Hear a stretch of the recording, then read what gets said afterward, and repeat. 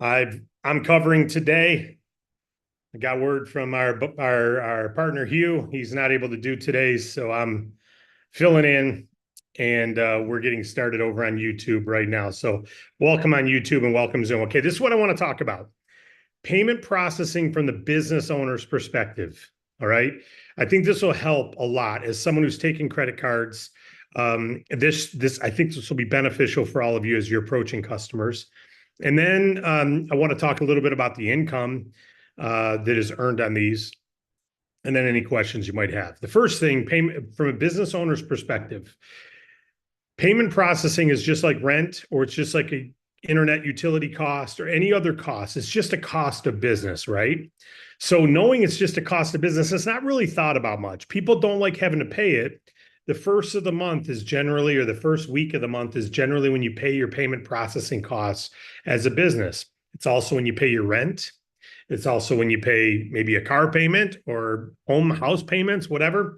So it's a very large payment. It's one of the largest payments someone will make as a business owner. So it's a scary payment from a business owner's perspective because they need to have the money to pay it. So let's say someone did $100,000 in sales last month, and let's say their fees are $3,000. They need to pay $3,000 today. It's just taken from their account. They don't send it. It's just taken. What if they don't have $3,000 in their account? What happens is they get NSF, if the bank doesn't cover it. Usually the bank will cover it and it'll make them negative balance, assuming they're going to do more sales in the next couple of days to bring it back to zero. But what happens is, since it's an auto payment, if you don't have the 3 grand, they're shutting off your credit card processing. You won't have credit card. And you'll go in and you'll hear a business say, yeah, our reader's down right now. It's not that the reader's down. It's the payment processing is down because you didn't have the money to pay your fees from last month's sales, right? It's number one. Number two, you got to have the money to cover it. So what happens if that money's taken out and you got payroll to make and everything else? You don't get to slow pay. You might be able to slow pay your rent. You might be able to slow pay your car payment or mortgage payment, but you don't get to slow pay your payment processing costs. It's auto deducted, right? And you don't get to tell them, hey, I'm going to pay a late fee. No, it's taken, right? And so it's very, very important to a business owner because they want to be able to take credit cards. Most people pay with credit cards. So they want to take credit cards, but they also have this love-hate relationship with the fees because they need to take credit cards, but they have a hard time covering the fees many times. So it's the biggest payment probably most people will make. If someone's paying $3,000 in credit fees, their rent is probably only $1,500 for their building. It's if they're doing $500,000 in credit card fees, the rent is probably only 20 grand for the building, but it's 35 or 40 grand for the fees. So in fact, at $500,000, it'd be about 15,000 for fees, right? So you just have this enormous cost. Well, so when you're coming in, there's part one to keep that in mind. It's a very, very difficult. You hear people talk about daily payments. What if I can't afford the payment? Well, that's because they've lived an auto deduction from payment processing, right? That's number one. I used to tell people, please just take a percentage. Don't give me the full dollar. I would call our credit card company, go, I don't want to have to worry about the cash flowing ups and downs. Someone doesn't cash their checks yet, or someone cashes the check early, or we're in a pinch and we need to cover a maintenance breakdown and we got to pay a bunch of equipment costs. I don't even want to have the money sitting in the account if you're taking it on the first. Just take it every day as you give me the sales. They would never do that. They still don't. They pay you $100 and they take $3 back in the first of the month. And you add that up every day, and also you got 3% of your sales is due on the first, or 2.5, whatever it is. So that's a lot of your sales you got to hold back to pay that fee. Small percentage, but large hassle. So we come along and we start mentioning the whole idea of dual pricing. There's two benefits to that. Number one, your fees are covered. You still have to cash flow it. Your fees are covered, number one. Number two, most businesses are breaking even or losing money. You got to remember that. So many people think that restaurant that's busy is making all kinds of money, and they may be. But I can tell you a lot of the people out there that we see that we're giving funding to, they're doing $70,000 a month and not making any profit. And so You give that $70,000 a month person 3% of their sales back, $2,100 a month, that becomes the owner's income because they're not making an income. So there's two things you're offering with dual pricing is increase in income and removal of the hassle of how am I going to cover those fees? Okay. As much as internet's a bill and your utility payment's a bill, and you just have to, it's part of the business. You got to have lights in your business, got to have credit card. Yeah, but you don't have to pay for your credit cards. What if everyone who came in and flipped on a light switch had to pay for their use of your lights? And if they plugged in a computer and they're going to sit there and use your energy to work on their laptop and use your internet, they're paying for every bandwidth they use. A lot less of them would use it for as long, and you wouldn't have as many fixed costs. So with credit card processing, since the margin's so light, and someone's choosing to use these Capital One cards and these Amex cards, those all cost the business a lot more than 4%, 3%. You got an Amex card, it's way up there. What that business owner has to pay. A Capital One's card with all those 5% cash back, who's paying at the restaurant? Not all of it, but that card costs more. Visa charges more to the restaurant for that card than they do a debit card. There's different costs. There's over 400 fees, 400 rate plans on these cards. And some of them are super high expensive, right? Some of them are lower. So what you want to keep in mind is the philosophy of the business owners, relate with them. Relate with them. If it's hard to relate with a parent if you've never been a parent. You can relate from your relationship with your parent, but it's hard to understand what that parent's going through until you've been a parent. And you can empathize and but you've not experienced that. So it's a little different. You've not been a business owner, maybe. So maybe you've not experienced what it's like to generate 50,000 in revenue and pay a staff and pay a rent and pay a credit card fee, pay a Comcast fee, and do all this stuff and not be able to take money home for yourself at the end of the month. So but with us, or as that business owner, to do that, we can come along and say, hey, we want to relieve that. We want to help give you more profit with that. So just understand that mindset. Two of the things you can attract them with is the mindset of increasing their profits, and the other thing is removing that headache. So those are the two things that I wanted to talk about today. Because if they're not mentioned, if you're not throwing in, hey, I'd love to increase your profits, instead of Visa making that 3,000 or the customer's causing that, I'd love you to get that every month. You know, whatever, just use 3% of sales. It's the easiest way to do it. So that's what I wanted to mention. The other thing I want to mention is when you're signing up a customer, some aren't ready to go to dual pricing yet. Do they have to? No. We'll lower their fees generally about 3 months of their fees we can remove for them. So we can lower their fee by staying with dual price, and that's a 20% savings, 20 to 25% savings. So you can offer them that, but recommend dual pricing. And this is why. This is my philosophy, and here's a philosophy I would share. Business owner, I don't want to hurt my customers, so I'm trying to understand why I would go to dual pricing. And new business owners aren't even thinking twice about it. Anyone who switches, they don't get complaints. But some people are stuck thinking, no, I'll get a lot of complaints. And just keep this in mind. If someone came to you with a currency that wasn't US dollar, would you convert for the currency? Is it expected that you can convert for the currency? Yes. A business owner has no problem saying, hey, that's Canadian funds, we're US, the exchange rate's 1.3. If you need $10, you got to give me 13 Canadian. They have no issue with that. Wait a minute, this is your customer. But it's agreeable that we'd have currency conversion. Well, credit card is a lesser currency. It's a convenience for the business owner. It's a convenience for the customer, but it's an inconvenience for you. You don't get the money, business owner, for 2 days. And then you're only getting 97 cents on the dollar. So yeah, it's neat. Well, yeah, I already baked that in. I've already baked that cost in. Okay, well, if you've already baked it in, what would be better? Doing dual pricing and giving a cash discount, or baking it in and just keep paying it? It's your call. If you want to keep paying it, then let's at least save you 20% on what you're paying annually. What are you paying per month? So recommend they look at it like a currency. These are a couple of things that help a business owner look at it a little differently. Also, you can report we don't get complaints. the handful of complaints that you get, you may lose a customer or two.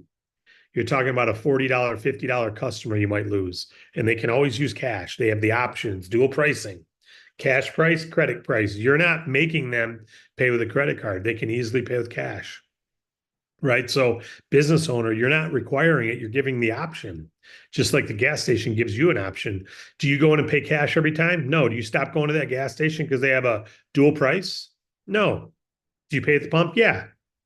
I mean, it's even if you go inside and pay with a credit card, you pay cash price. I mean, you pay credit card price. Unless you're walking with bills in your hand, you're paying the higher price. And you don't think twice about it. Nobody does. Now, maybe there's one or two people out there. I will not go to a gas station that charges more for credit card than cash. Well, good luck finding one. Drive around. So you may have a couple hotheads about it, and you can't stop that. But you're saving 3% of your sales every year as profit to you. So adopt some of these philosophies. Then, as you adopt them yourself and relate yourself to the business owner, they're not taking home a paycheck, 60% of them. They're barely getting by, 60% of them. If they are getting by, it's a struggle to pay that bill every month. And number three, dual pricing is the standard. Why keep eating that cost? It's the standard in gas stations, is becoming the standard everywhere else. So Hugh will be back next week. Sorry he wasn't here today. I got a great report. Ellen had a great client that she got. They told her, it's the last thing I'm going to say, they told her there was no savings available. We weren't able to save them money. And Ellen's like, what? I didn't even know that they had talked to you yet. And so she reached out quickly and found out, no, we've never even given them a quote, and was able to get them on the phone with Hugh. They weren't responding to the reach outs, got them on the phone, got the statements, talked to them, saved them a bunch of money. They've already signed, they're already processing $350,000 a month in processing. But their first thing was they weren't able to save us any money. They hadn't even seen a quote. So make sure because Ellen stays in tune with the status updates and with her clients and follows up. She didn't just trust everything was being handled perfectly. They hadn't even talked to her yet. They were trying, but hadn't even talked to them yet, and got them on. And now they're a processing customer, saving a bunch of money. They didn't go to dual pricing, but they're saving a bunch of money with us over who they were using before, which was QuickBooks payment processing. So stay on top of your clients, get out there and help. And your job is not to convince me, right? Don't convince me as a business owner, I got to use you, but make sure if I am a business owner, I know that I could. And I know you've got an option, you can help them, and you got experts who are ready to be on the phone call with them, experts to answer all the questions. Defer that. Let them know you're not the expert. That's okay. But you're working with experts who are. You're an expert in funding or healthcare, whatever your product you're leading with. But get them on that we can, because of our breadth of size, we can get you out with an expert. Any questions from anyone about anything today? I know I'm not your payment processing expert, Hugh, but if you got a question, I'd like to take it. Any questions? We have Christopher Sanchez's hand up. You can go ahead and unmute yourself. Thank you, Morgan. David. Wow. I can't tell you how excited I am. Okay. In regards to payment processing, yesterday I was at a restaurant. They are using the cash discounting. I didn't know how to approach this situation. They had no signs on their doors at all. Yeah. None. Now, the other thing they asked me was, well, you know what we're already doing, and they even said it, we're doing the cash discounting, but we're trying to figure out a way to lower the cost for our customers, because right now the customers are paying 3.25. Mm-hmm. By talking to us, is it possible to lower that cost down? You can always lower the cost, but it may not cover all their fees. So that's where the rub is. I mean, if someone uses an Amex, the cost is a lot more than 3.25. So they're already at a low markup right now, 3.25. That was what the processor used to try to cover everything. And that may be covering things now, but if you go to 3, it may not cover everything. So can we lower it? Absolutely. We could lower it to 1.5, but you may have fees that you owe because you're just getting part of your money in. You're not getting all of it, but why charge it if it's not going to cover all your costs? So either cover all your costs or don't do it. And so 3.25 is usually the lowest you can go and still cover your cost. Because again, you're even paying a credit card fee on that 3.25% increase price. But they're not compliant. So what I would say is a couple things. Number one, I would not make them feel challenged, but I would say, hey, did your processor educate you on how to do this in a compliant way so that Visa doesn't take exception to the way you're doing it? We offer dual pricing, which shows both price on the checkout sheet. You're offering cash discounting, and there's certain signs that are required and stuff. So I'd love the opportunity to show that we can help you save money, but also make sure we get you in compliance. So I would mention it in such a way that you can try to get them on the phone with you, because they're not in compliance if they don't have the signs up, right? Or if they're not presenting both prices on the slip. And they're probably not. They're probably, if they're cash discounting, they're probably showing, they give you a bill, and then when you check out, you pay more. Not sure how they're doing it. But the other way is you make them an agent. So if you can't save them money, the next best thing you can do is say, hey, you can earn the commission on your account. So if we lower from 3.25 down, the risk is you're going to pay fees. It's not going to cover everything. And why put the onus on the customer if you're not going to cover it all? That's why we usually go with 4%. Sometimes it's 3%, sometimes it's 3.25, sometimes it's 2.75. You never know. It's based on the type cards they get. It's all debit cards, 3.25 is plenty. But if it's all Capital One rewards card, 3.25 is not going to cover it. So it all comes down to the mix and educating them on that. Okay, awesome. Thank you so much. You bet.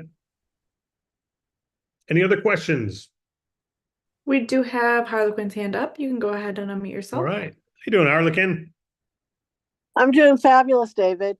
Good. And actually, a comment, and I ran into this myself this week with Christopher's client. I remember Hugh saying that if they are doing it the way that, if they do it the true dual pricing, where the way that we do it, they can charge up to 4%. But if they're doing it themselves, they're only allowed to charge 3%. Because I ran into a company. Yeah, and I would, before, I'm going to say I've always been told, so that may be 100% accurate, but I've always been told you can't even mark it up 1% in Visa's eyes if you're doing it yourself. So maybe that's changed, but, and rather than debating it here, I just wanted to throw that out there that I'm not certain you're allowed to mark it up at all without using compliant equipment. And so let's just know that going in. I'll get confirmation from Hugh and find out, do they now allow that? Because I can tell you, I can't with our processor. It's been very clear to me with DAC, we can't mark it up without having dual pricing available online. And how do you make dual pricing available online? So, I just want to verify that that's accurate. If you said that, then I assume that's accurate, but I want to verify it. Yeah, well, he had said that the business owner would have to notify Visa and MasterCard and everybody else that they're doing it, which most of them are not doing. Yeah. So there's a disclosure process, because what happens if you disclose it, then they tell you how to do it right. So in each processor is a little bit different, and the rules are changing based on the state you live in. So rather than mucking around with it, right, let's just do it compliant well and tell them not to even mess with doing such a thing. It's better to just do it with compliant equipment than to hope you're doing it right. Like I go in coffee shops, they'll say to use a credit card, you must spend $5. You can't do that. Visa doesn't allow that. Visa, if they saw that, they could shut you off. But now if you tell the business, hey, you're violating the rules, all they're going to do is say, thank you, and maybe call someone later, but they don't want to deal with you. So you want to approach people, like honey to a bee, not a bug spray to a bee, but certainly there's a lot of things juggling around in this, and until it's all sorted by every state, we just say, let's use compliant equipment instead of doing it yourself. But can you lower it? You can lower it to whatever amount you want, but the processor may say, no, we're not. We're not going to lower it to 2, because unless you're going to be covering all the fees that aren't covered. So, that it's, why do it? Why charge something if you're not going to cover all of it? Yeah. Good Well, comment. Thanks. Yeah. And, yeah, the company that I ran across, they were actually charging more than the 4%, Yeah, which is definitely not legal. yep. So, yeah. Yeah, I mean, people don't recognize, if you're caught by Visa for doing something like that, you're put on a blacklist. You will never have payment processing again. There's no slap on the wrist. There's no, hey, you weren't supposed to do that. Now, the processors are making commission. They don't care. The agent is making a commission. They should care because they may lose that client forever. And it's their job to keep them educated. But the reality is things like that, Visa does not allow. Like, as an example, when I first started taking credit cards, we were told by our agent to ask people for their driver's license, prove that they're on the card. Makes common sense, right? And then, so every time I took credit cards, say, do you have your driver's license? Finally, a guy said to me, he said, I'm going to give you my driver's license because you're a nice guy, but you're a young guy and you don't know this. If I worked for Visa, you'd never be able to take credit cards again in your life. I'm like, what are you talking about? I asked for your driver's license. Yeah, it's a violation of Visa's terms and conditions to ask someone for their credit for the driver's license. They signed the back. You can't ask for it. I'm like, what? So I called my authorized agent. He goes, yeah, you didn't ask for a driver's license, did you? I'm like, yeah, you never said I couldn't. Yeah, you can't. Now, who at Visa's out there walking around going, oh, you asked for your driver's license, I'm going to shut you down.